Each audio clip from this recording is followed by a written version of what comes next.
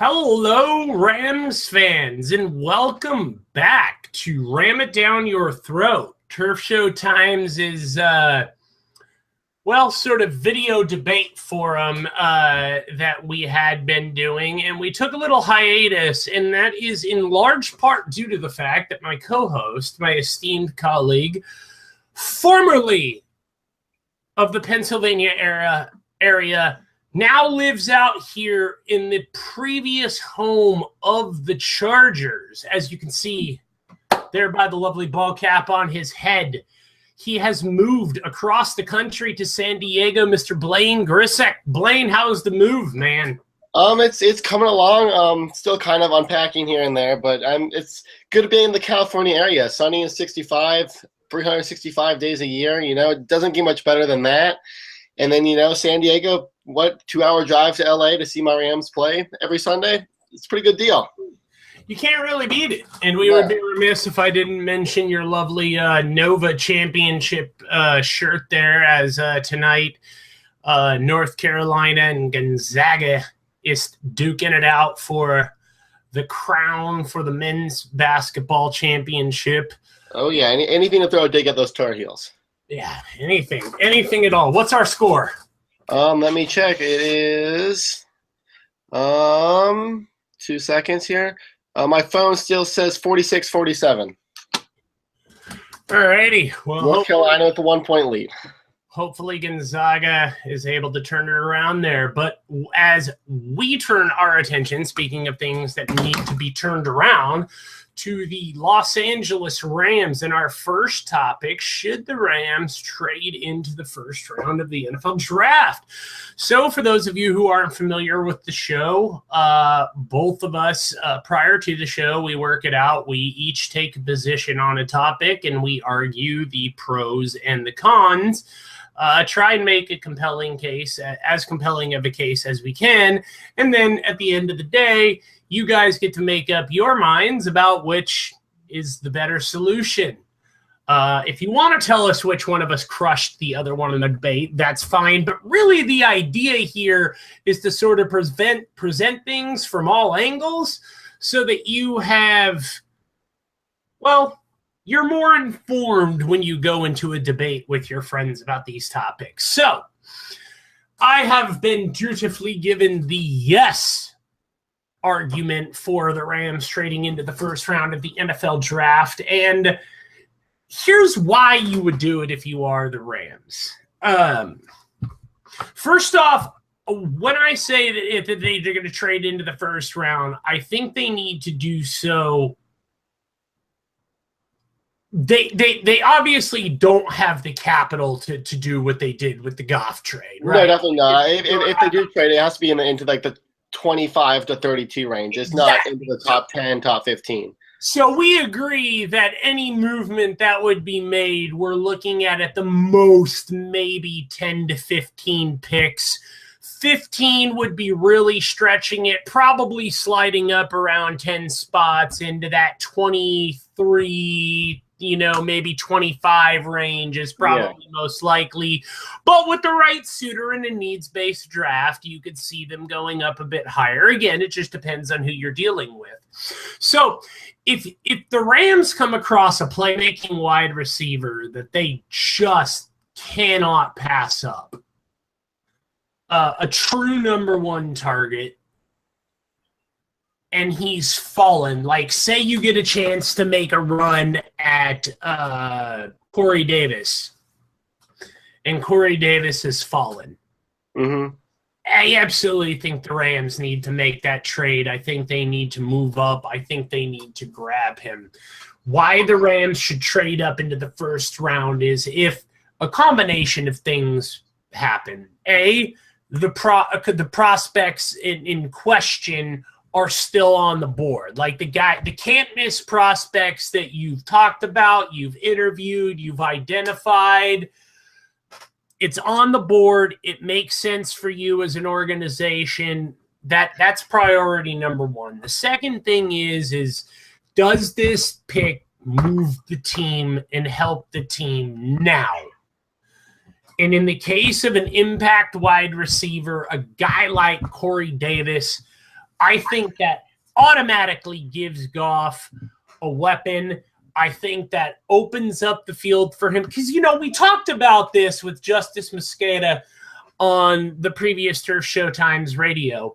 And when you're talking about what's going to be easier for McVay and this coaching staff to adapt to the strengths of Goff by moving the offense, which the NFL already operates out of 4 and 5 wide. The NFL follows the college game because it has no choice. That's the players that are being churned out. So you have to make work what you can with what you have. So I think that you caught in between two mindsets by trying to make it work with Goff and trying to make it work with Gurley. If you want to make it work with Gurley, you have to operate out of the power I formation. Gurley has proven he is simply not a guy that can operate out of the shotgun. Now, that may be somewhat the case because the Rams had an offensive line that couldn't have opened up a hole for Barry Sanders. But at the same time, I think we know what Todd Gurley's strengths are, and that's simply not it. So where does your investment need to lie? Well, I think it has to be with improving the team, and you do that with more picks. This isn't a team that is going to compete right now. It's not a team that's going to compete for a playoff spot or a division title this year. This is a team that, 2-3 years, maybe even 4 years down the road, there'll be a team that is ready to compete. But right now, how much is one player really going to help this team? And with this being a deep draft, the more picks you have later on that could come in and help the team right away right now. The Rams have to develop later on. I think that helps him more than a guy like Corey Davis, who, if he drops to 25, any player that drops to 25 isn't going to be a can't-miss player. You're going to be able to get a guy like maybe Zay Jones or Juju Smith in that early second round spot. One of those guys offers up what Corey Davis offers. But I'm going to I know you pay attention to the feed, and you were seeing earlier today when you know that the Rams have the NFL's worst offense, and Joe or Lanny, I don't know who it was, did some digging, and I'm pretty sure it was Joe because that's an entirely Joe stat to come up with. But you have to go back to the what was it, the 81 Colts that had the NFL's worst offense and didn't upgrade the offense until later. Look, how much can one player improve the offense immediately? Look, when you're 32, probably not much. But right now, teams have no reason to fear anybody on this roster when it comes to the offense because Todd Gurley is going to be seeing 8-9 in the box until Jared Goff can prove that he can throw the football. Now, he has a completion percentage of 5.6% on throws longer than 5 yards. Yeah, he was bad last year. He was terrible. But a lot of that has to do with not having weapons and teams knowing who they have to shut down. True. Last year he had Kenny Britt, Kenny Britt went for 1,000 yards last year. That was a target. But imagine what a guy like Case Keenum, who gave Kenny Britt a career year, and then Jared Goff comes in for the next 7 games, goes 0 for 7, and Kenny Britt's production immediately declines. True, and I understand and respect that. And I think we both agree that Case Keenum probably shouldn't have lost his job, but the Rams kind of felt like, all right, now's the time to make the switch. If we're going to do it, we might as well do it. I don't think you or I agreed with the timing of the switch, but when it happens, it happens. So if you're going to, what it comes down to, my original point was this, is as an organization, you have to make a decision of who you're going to build your offense around. Is it going to be the number 1 overall pick that you gave up a boatload of capital to get, or is it going to be a running back that likely has a shelf life of 4 to 5 years anyhow? I think in this case, you want to give your number 1 overall pick a true number 1 target, because if you do, I genuinely believe that you have enough in guys like Tavon Austin, in Mike Thomas, in Robert Woods, that you now have guys that the Rams can hurt people with. I mean, how can you say that, though? Because, I mean, I'm a believe it when I see it kind of person, and how can you say Tavon Austin is going to do this, Robert Woods is going to do this, Mike Thomas is going to do this? The one opportunity Mike Thomas had last year, he dropped about a 45-yard bomb that landed directly right in his hands. Yeah, it's not the first. How can you say that those guys are enough to do anything with this offense? Because quite frankly, they've shown that they're not. You're a baseball guy. Isolating that stat is like saying that like Mike Trout struck out on his first at bat. Well, that portended well for the rest of his major league career. I don't know if Trout did or not. So I know some Angels fans going to be like, actually, Trout homered on his first major league at bat. But I'm saying, hypothetically speaking, it pans out the same way. Look, yeah, Mike Thomas dropped that, but you know what? He was a late-round pick, and that's what you expect. Look, all I'm saying is that if you're not using Tavon Austin as a number one overall receiver, I have a feeling that you're going to be able to get more out of this Rams offense production-wise. Now, again, all I'm talking about here is moving up 10 spots. Yeah, and I mean, that's not a lot, but I mean, to move up, you still have to give something up. And right now, this is the team that they just need guys, and they have 8 picks, 2 of which are in the 4th round. Those aren't bad picks, and those are picks that I think they really need to try and keep. Traditionally, especially in a deep draft like this one. This is one of the deeper drafts in recent history. Traditionally speaking, and we've looked into this, you can move up those 10 spots by giving up your 2nd round pick, obviously that number 37 overall, and like a 6th round pick. That's usually enough to get it done in the NFL draft. And while I 1,000% agree with you that they need guys, I am saying that, look, one of us had to answer yes. If you ask me, I think they should truthfully keep the picks that they have. But I say this, and I mean this. If there's a guy on there that they truly feel can improve this offense, it's a can't-miss guy. He's graded well. He's tested well. McVay likes him. LaFleur thinks he can improve the offense, and you think he can be a receiver or a playmaker that can build an instant rapport with Goff, and you can get him for a reasonable price. Remember, all of these factors have to fall into place. If that's the case, I'm totally okay with it because you have to get that number one receiver at some point.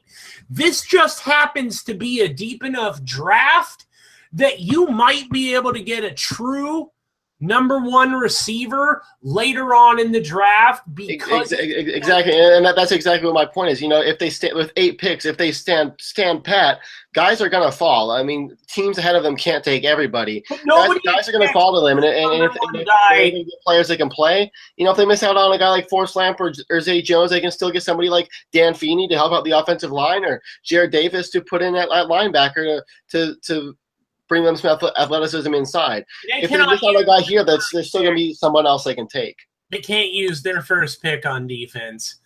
I've become more and more convinced after seeing that stat by Joe. Like, look, if you have the 32nd ranked offense and it's as putrid as the Rams was, I know that we live in a world of sometimes you just got to get guys, but you cannot use that first pick on a defensive player. I think, look, and I feel like you shouldn't, and they may very well. We've talked about, and this is going slightly off topic, so I'll be quick. We did talk about on the last podcast a line of thought where you addressed the defensive line and win through that route and then build up the offense a little bit later. But I'm saying, and this is where we can drop it and move on to the next one. If the price is going to be like a sixth in your first second, and it'll allow you to grab a guy that you genuinely have on your big board as a prospect that, holy crap, we can't believe this guy's still there. And again, I can't stress enough, the price is right, then yeah, make that move. You had an offense that was so bad, it actually made people not want to watch. Like, you've got to improve that somehow. Can't get worse. That's what I think we can agree on this. They've got to improve that somehow, whether it's by volume of picks or by drafting a playmaker. They need to improve the offense. Yeah, plain and simple. All right.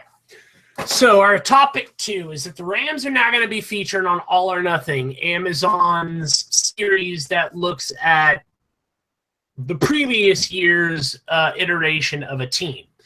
Should we question the team's commitment to winning? The Rams were featured on Hard Knocks, The Real Housewives of LA, and now Amazon's All or Nothing. This is 3 TV drama shows within the last year. Are Stan Kroenke, Kevin Demhoff, and the company more concerned with publicity stunts than they are building a winning franchise? Look, man, I think that there truthfully is something to be said. Look, I question why the Rams signed up for All or Nothing. Like, why would you want to? Like, why did Amazon pick it up? More importantly, like. Yeah. Last year was a bad terrible. Like, that's the team you want to feature? Like, we're talking about the league's worst offense, not even a great defense, and absolutely zero memorable moments. Like, from a TV perspective, viewing-wise, this doesn't make any sense at all. Like, at all. I have no idea why somebody was like, you know who we need to get, you know who would be interesting to look at a season in review? The Rams. From a TV perspective, you're right, it doesn't make sense. But here's where it does make sense, is that, you know, when Stan Kroenke, you know, since he took over for the Rams, you know, moving to LA was a genius move. He's running the perfect business model. He took a team from an average market in St. Louis, and that's no offense to the St. Louis market at all, and he moved them to a top 5 sports market. And, you know, he's going to share a stadium with the Chargers and make the majority of the money there. He's doing what he needs to do in LA to make money. And, you know, the Rams were out of LA for 20 years, and he needs to make them relevant again. He needs to put them on the front page of the news and do whatever he can to make people talk about the Rams. And featuring them on all of these shows, whether they're watchable or not, it makes sense from his perspective. Sure. Especially with the Chargers moving next door.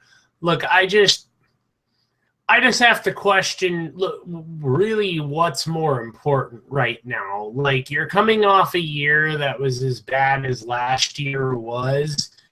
To me, I would focus less on television cameras and more on winning this year. The Rams have absolutely tremendous hurdles facing them. Only 2 quarterbacks in NFL history have ever had a season as bad as Jared Goff had and went on to even be productive in the NFL. Only 2 in NFL history. Yeah. Sean McVay is a brilliant mind. And he is exactly the kind of – look, the Rams weren't going to get a top name, especially with all the draft picks that they didn't have in the season that they had, and the fact that they were going to saddle whichever coach they had with a quarterback that he didn't draft. Look, when you have those types of situations, the McVays of the world are the types of coaches that you end up getting, but that doesn't necessarily make it a bad thing because, look, somebody had to give the Sean Paytons of the world a chance, right? Yeah. New Orleans did, and it worked out pretty well. And Sean McVay was one of those, or Sean Payton was one of those types of minds too. Now McVay is going to be interesting in that he doesn't quite have the career that Payton had. He's very much younger, very much working with a much more truncated resume, CV, if you will.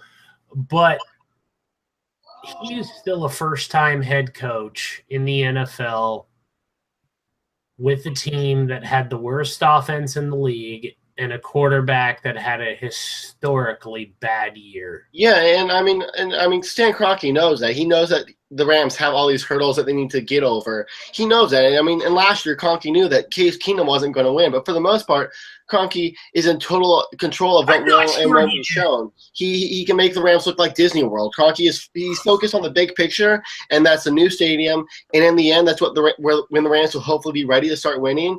And earlier this week, when the all or nothing thing was announced, I love what Joe wrote on the site. He wrote, the effort to move the Rams to LA and develop what will be a global economy changing project is more important than winning football games. And I mean, that just makes so much sense because right now that is the goal. The goal is the new stadium. It's making putting the Rams on the front page. The Rams aren't ready and don't have the roster to win, but building the publicity with these shows is a great marketing ploy. And that behind the scenes access is what the fans want, whether or not the main focus is winning football games now or in the future. Yeah, and I agree with that. I genuinely do. I just think that you can do all of that without having back-to-back seasons of cameras.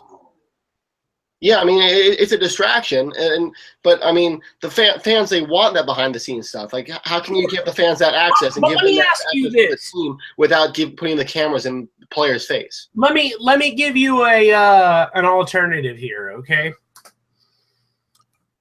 Out of all the NFL teams, where would you rank the Rams when it comes to in-house content? Surely up near the top, right? Yeah. I mean, they have the Inside the Horns podcast. They've got numerous different engagement shows that they do. They do featurettes with players like Homeboy and his FIFA tournament. The Rams are so unbelievably good at social media and in-house journalistic content that it's disgusting. Are you telling me that the Rams couldn't have done something similar without creating the distraction that Amazon is going to bring?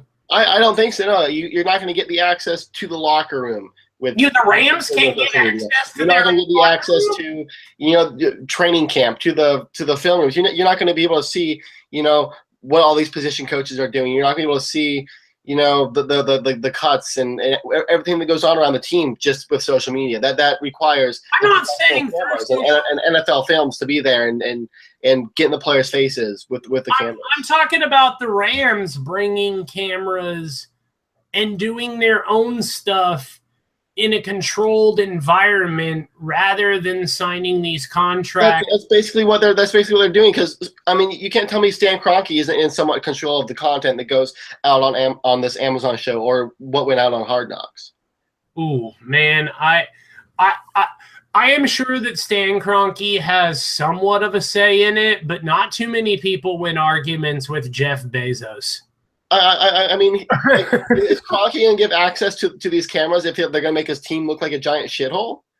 No, I wouldn't think that they would, and I'm not sure, and I'm sure that that's not the case. Nobody's going to willingly accept bad press. I was never operating under that assumption, but at the same time, and this would be a perfect place to move on to the next topic.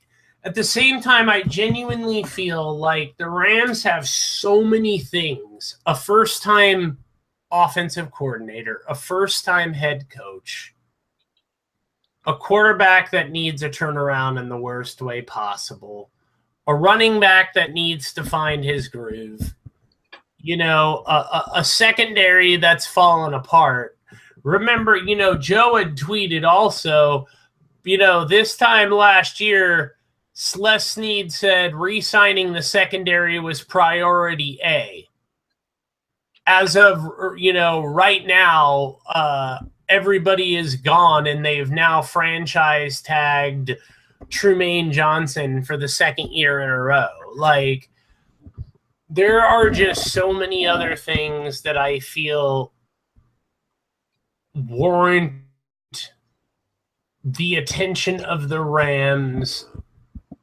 This really isn't one of them, but I am willing to concede that I agree with Joe's point that building a global brand, especially a community-engaged global brand, is far more important than anything they will ever do on the football field, Super Bowls included. And if the Rams are truly operating from that premise, because that does seem to be like, you look at like what Manchester City is doing with soccer, like they have changed the way that teams.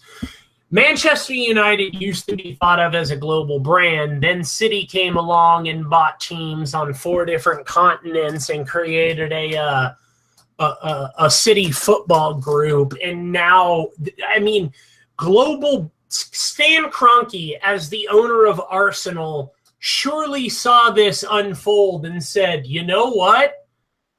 I can do something damn similar with my Los Angeles Rams. And he has been. The Rams have been out to London. They've been right there with the NFL, taking on what most people would consider to be the worst assignments. Like, they're willing to go to London. They're willing, in back-to-back seasons. Like, they're willing to do the hard stuff because they realize, like you said, that building a global brand is far more important. So It'll be interesting to see how that plays out down the line. But we now get back to topics on the field. And what the Rams have done so far this offseason, new coach, signing Whitworth, adding Woods, is it possible for Goff to turn it around? After listening to Turf Show Radio and reading your Twitter timeline, this topic intrigued me. Obviously, only 2 NFL quarterbacks have ever come back from a season as bad as the one Goff had. Do we just throw last year out the window and start over with an offensive mind like McVay is attackable, the caliber of Whitworth, as well as the addition of Woods? Is it possible for Goff to bounce back this season? Yeah, it's definitely possible. And there's no rhyme or reason to why it works, but I think most people would agree that Jeff Fisher's system wasn't exactly, well, to say nothing of the man, it wasn't exactly the Art Briles of college football, of NFL systems, was it? No, for sure, no. I'm sure Jeff Fisher's proud not to be associated with Art Briles in any way, shape, or form, but look, I'm really curious to see how Goff can turn it around, and I do think that Goff has the talent and the ability to be successful. Justice listed him as his second best quarterback for a number of reasons. He has a lot of tools at his disposal. He just needs to wrap his head around some of the finer points of football, the nuances they like to call them. But we're talking about a guy who got his degree from Cal, went to Cal. I never got into Cal. He's extraordinarily intelligent. He's the ultimate competitor. And he's the one that convinced the Rams to buy into him. you don't do that. And like, if you talk a team into drafting you #1 overall, man, like you have to have something about you, right? Like, you have to be able to own the room in some capacity. So I would imagine that this guy can own a huddle in some capacity. The question, I guess, for me, and I'll turn it over to you, is what do you consider it to be turning it around? Because, I mean, dog crap would be an improvement from last year. Yeah, I mean, what I consider turning it around is, I guess, basically anything better than last year. You know, maybe throwing for 3,000 plus yards, 15 to 20 touchdowns, maybe around the area of 10 interceptions or so. That's what I would consider turning it around. You know, Jared Goff may look like Ryan Gosling, and I'm not sure if it wasn't Ryan Gosling on the football field last year. You know, among quarterbacks with over 200 attempts, Goff had 205. He had the worst yards per game, had the worst quarterback rating, and had the second worst completion percentage. And I mean, now this year he's going to be without the team's two leading receivers from last year, and insert Robert Woods, who has never broken 700 yards. He had just 49 more yards than Brian Quick last season, and over the last 2 years, he only has 4 touchdowns combined. I guess, you know, to Jared Goff's credit, he'll have Whitworth on his blind side, but even then, Whitworth is 35, and it's a question if at 35 if he's going to be able to stay healthy. It's worth I just don't see it. 2 of his 3 Pro Bowl seasons have come in the last. No, yeah, I do get that. I do know that, but I mean, Father Time takes over at some point. Fair enough, but look, this is a guy that's playing at a high level and doesn't get injured. And and I mean, Goff, I mean, Jeff Fisher's offense didn't help him at all, and bringing in Sean McVay can hopefully only help that. But I mean, even then, McVay is a first-time coach. We'll see how he balances the play calling and the defense and everything like that. But I mean, he just everything considering it's only happened twice in NFL history, like just twice. The odds are stacked so far against him that, you know, he may be smart, he may, you know, have gone to Cal and all this stuff, but at some point, you either have it or you don't. That they, you know, didn't need to worry about the distractions and that Amazon would be fine. Like, at a certain point, there really is nowhere for Goff to go but up. And Buffalo had Rex Ryan as a head coach. Like, I'm going to leave that there. And it's not exactly like the Bills have been a pillar for NFL success lately. Now, look, I have always said, and this even coming from a guy who covers USC, for whatever reason, USC receivers do not quite enjoy the same success at the NFL level that they do in college. No, they don't. You really have to go back to like Keyshawn Johnson for the last, I mean, even though Marquise Lee quietly had a good year last year. I mean, he was supposed to be a top receiver, and he hasn't been that. No. But, you know, Robert Woods could still very much develop into a very quality possession receiver. Now, the one thing about a guy like Woods is that he's going to be a good, I almost wanted to call him a safety valve, a great outlet for Goff, in that he knows what his responsibilities are and he knows how to hang on to the football. Yeah, that is true, and I mean, I do like there is some upside to Woods, and I do somewhat like it, and I mean, bringing in Robert Woods, that's fine, but even still, like Woods right now, he's the only guy Goff has to throw to, and Woods, I don't think, even at his best, is a #1 receiver. Trade up 10 picks and get a guy like Corey Davis if he falls around. But look, I think the only way you're going to get better with Goff is if you build a system that's designed to help him succeed. You need to give him at least 3 to 4 quality receivers out there, and then allow him to gradually ease into games, gain comfortability. And as he starts to get more comfortable with the game, build out from there.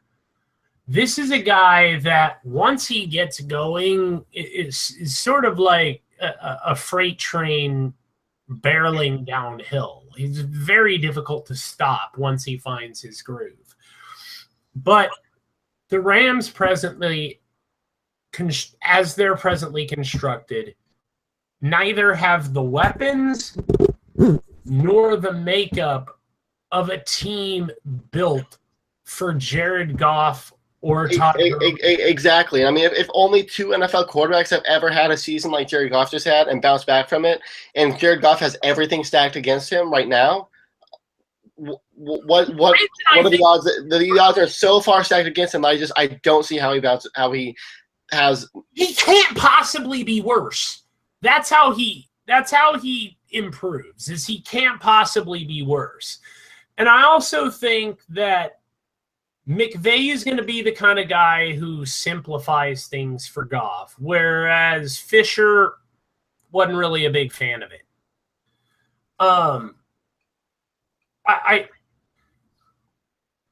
I mean, you make some really solid points about look, I've said it over and over again. I've been repeating Justice's stat that only 2 quarterbacks have ever come back from this.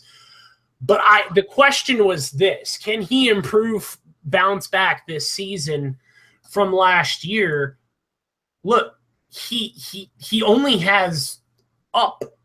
Like, he can't go anywhere but up. It's statistically impossible. Yeah. So, I mean, look, if he goes backward this year, I think that's the last we see of Goff. Truth. Oh, for sure. All right. So, as you all know, at the end of this, we like to do a fun little section because I'm a huge fan of the comics, as you can see from my arm there. And once I get my posters on my wall, you'll see that I'm a huge fan too, but I am still kind of empty on the walls. But we've got Marvel versus DC movies. It's no doubt that Marvel kicks ass when it comes to movies between the Avengers and Guardians, but DC announced last week that they are making a Batgirl movie. Will they turn it around? Look, right now, I think DC is doing better on the comic front. For sure. Their relaunch, Rebirth, has gone over way better than Marvel's all new, all different. And while I think that Marvel's dude who spoke of diversity completely said it the wrong way, I think what he was trying to say was that in Marvel's eagerness to try it and do things all new, all different, they alienated a lot of their old readership base, and that in turn has caused problems for them. But also there are things like event fatigue that really should be racking up.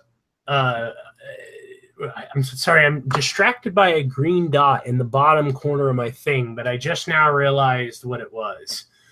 But I think when it comes to the movies, this is where Marvel doesn't have much to worry about. DC hasn't even put out a decent movie. No, and I mean, it's you have to wonder how they don't, because I mean they have Batman and Superman, who are arguably 2 of the greatest superheroes out there. Like how do you mess that up?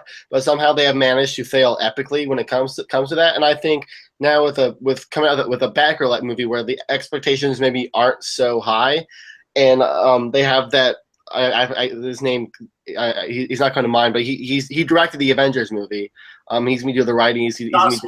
Yes. He's gonna be directing and writing it. So I think that there's so much potential to this movie because it isn't, a big name superhero like a Batman or Superman. It's kind of an under the radar, like nobody really knows who Batgirl is, and I think that's really going to help it. Well, I mean, all right. Oracle, Barbara, Babs, whatever the hell you want to call her, Batgirl. Obviously one of the lesser known, like you said, but the problem is even while that movie may be good, the problem isn't so much of putting out one or two good movies. Because for the record, I think Wonder Woman with Gal Gadot is going to be one of the best movies of this year. Like, if the early looks are any indication, DC may finally have it right with one movie. Like, it may speak all credit to the fact that Wonder Woman is such a universally loved character. Gal Gadot was a great choice, and they assembled a team that was meant for success. But they still have the problem that the movie in which she made her debut was a complete and utter piece of crap. It was a disaster. And it was meant to set up everything else. So now, and then you had Suicide Squad, which, okay. Just as bad. One thing that should be good, it's an R-rated movie with the Joker, Harley Quinn, and Deadshot, right? Like, that should be good. And it sucked. Like, I mean, when it comes to DC movies, they have sucked. I mean, Batman versus Superman was terrible. Suicide Squad was terrible. Superman, just a Superman movie was terrible. I mean, there's nowhere to go but up, and I think they can turn around that with Wonder Woman. And I mean, giving Batgirl, I think, a story in her own movie, I think will do good for them. Sure.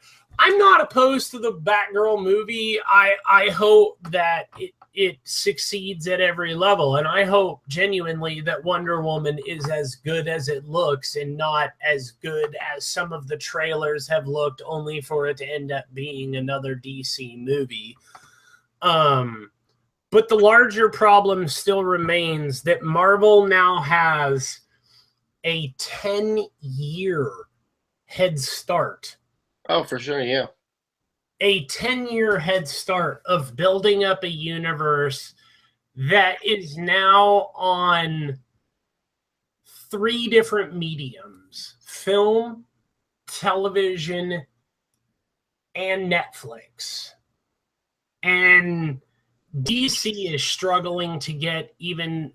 Like, what does it say about DC that Batgirl and Wonder Woman are carrying the load? I mean, it speaks for itself. Like, they should be able to carry it with Batman and Superman, just like the caliber of superheroes that those two are. And they've messed up so badly that they have had to resort to second-tier characters. I think Wonder Woman's a tier 1 character. She always has been with DC, and it's not. I have no issue with Wonder Woman leading the line. I say that more because you already brought up the point that Batman and Superman are the world over the 2 most popular character. Like, they're instantly recognizable. Like, Batman and Superman by themselves keep DC in business. Yeah. Like, or could rather. Whereas that's not the case with Marvel. Like, Marvel, the closest character that Marvel has that even comes close to the level of fame that Batman and Superman enjoy would be Spider-Man. Yeah. Agreed.